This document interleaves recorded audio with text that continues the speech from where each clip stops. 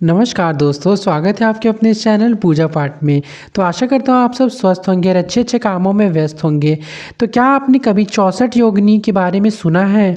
कौन थी ये योगिनियाँ? क्या ये देवियाँ या सिद्ध साधिकाएँ थीं? और भारत में आज भी मौजूद 64 योगिनियाँ मंदिर किस रहस्य को छुपाए हुए हैं? तो देखिए, जो योगिनियाँ होती हैं, आपने बहुत बार माँ भगवती की आरती जब आप करते हैं तो उस समय भी आपने ज़रूर सुना होगा 64 योगिनी मंगल, ऐसा आरती में भी आता है। तो आज इस वीडियो के माध्यम से मैं आप लोगों को बताने वाला कि कौन थी 64 योगिनियाँ, इनकी उत्पत्ति किस प्रकार से हुई, उनका पौराणिक और तांत्रिक महत्व, 64 योगिनियाँ मंदिर का रहस्य और क्या इनकी पूजा आम लोग के लिए नहीं होता है या होता है। तो सबसे पहले हम जानेंगे कि 64 योगिनियाँ क्या है। 64 योगिनियाँ हिंदू शाक्त और तांत्रिक परंपरा की अत्यंत शक्तिशाली देवियाँ मानी जाती है। इन्हें आदि शक्ति दुर्गा के 64 रूप भी कहा जाता है। योगिनी शब्द बना है योग और शक्ति से, अर्थात ऐसी स्त्री शक्ति जो योग, तंत्र और सिद्ध में पूर्ण हो। कुछ ग्रंथ के अनुसार 64 योगिनियाँ मातृकाओं और भैरव की शक्तियाँ होती है, ऐसा लिखा गया है। तो अब हम जानेंगे पौराणिक कथा क्या है इसके पीछे ना। तो पुराणों के अनुसार जब महिषासुर और अन्य असुरों ने देवताओं को पराजित कर दिया, तब देवी दुर्गा ने अपने शरीर से 64 योगिनियों को उत्पन्न किया। इन योगिनियों ने असुरों का संहार किया, तांत्रिक शक्तियों से युद्ध लड़ा और संसार में संतुलन स्थापित किया। कुछ मान्यताओं में इन्हें भगवान शिव के 64 गुणों भी माने जाते हैं। तो अब हम जानने वाले 64 योगिनियाँ देवी या मानव कौन है ना। तो यह सबसे रहस्यमय प्रश्न है कि कुछ तांत्रिक ग्रंथ कहते हैं कि 64 योगिनियाँ पहले मानव साधिकाएँ थी, जिन्हें कठोर तपस्या से उड़ने की शक्ति, रूप बदलने की शक्ति, अदृश्य होने की शक्ति प्राप्त की।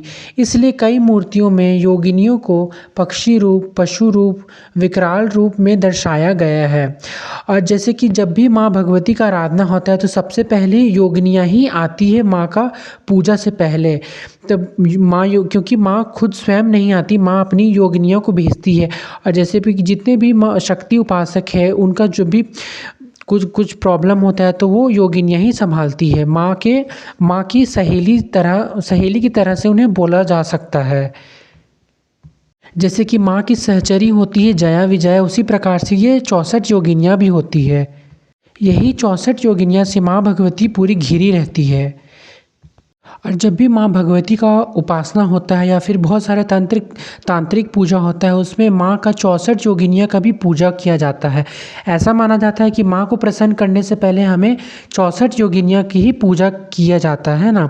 और बहुत सारे लोग ऐसा भी माने जाते हैं कि माँ को नॉनवेज दिया जाता है, मछली बहुत जगह दिया जाता है भोग में।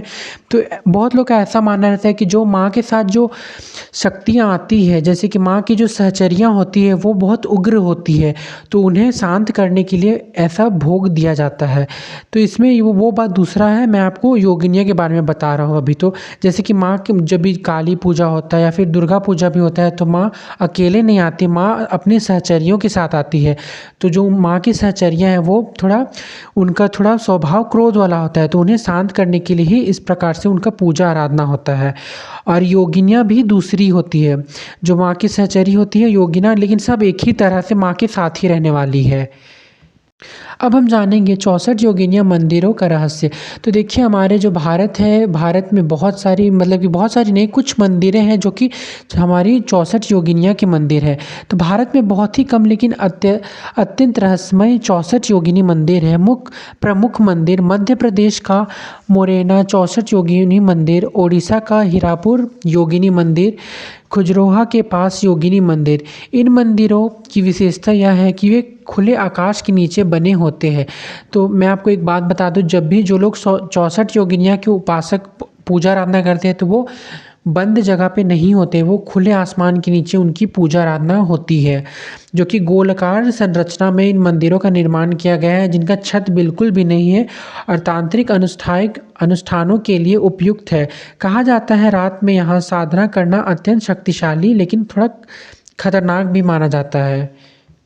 तो अब हम जानेंगे कि योगिनी साधना क्या होता है, 64 योगिनी की साधना किस प्रकार से होती है। तो देखिए 64 योगिनी की साधना बहुत गोपनीय होती है, बिना किसी को बताए पूरा एकांत में होती है ना। अत्यंत थोड़ा कठिन होता है ये, और गुरु के बिना वर्जित माना जाता है। तो अगर आप भी गुरु दीक्षित हैं, आपको भी गुरु गुरु का आश्रय मिला हुआ है, तभी आप 64 योगिनी की उपासना कर सकते हैं, क्योंकि ये आम लोगों के लिए नहीं है, गृहस्थ लोगों के लिए नहीं है। अगर आप गुरु दीक्षित हैं तो आप अपने गुरु की आज्ञा लेकर के ही 64 योगिनी की साधना कर सकते हैं, नहीं तो ऐसे आपको नहीं कर सकते। इसीलिए केवल माँ भगवती के ही आप आराधना कर सकते हैं। अगर आपको गुरु दीक्षा प्राप्त नहीं है तो आप भगवान माता दुर्गा की ही पूजा आराधना कीजिएगा।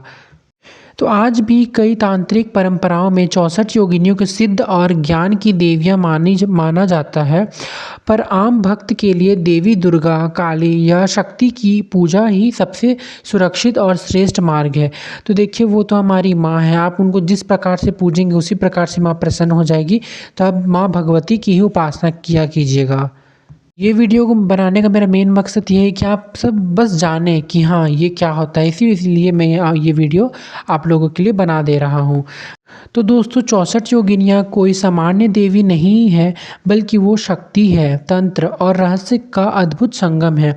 अगर आपको ऐसे ही रहस्यमय, पौराणिक और तांत्रिक विषयों पर वीडियो पसंद है तो चैनल को सब्सक्राइब करें, वीडियो को लाइक करें और कमेंट में बताइए आपको अगला वीडियो किस विषय पर देखना चाहते हैं। जय माँ शक्ति, धन्यवाद।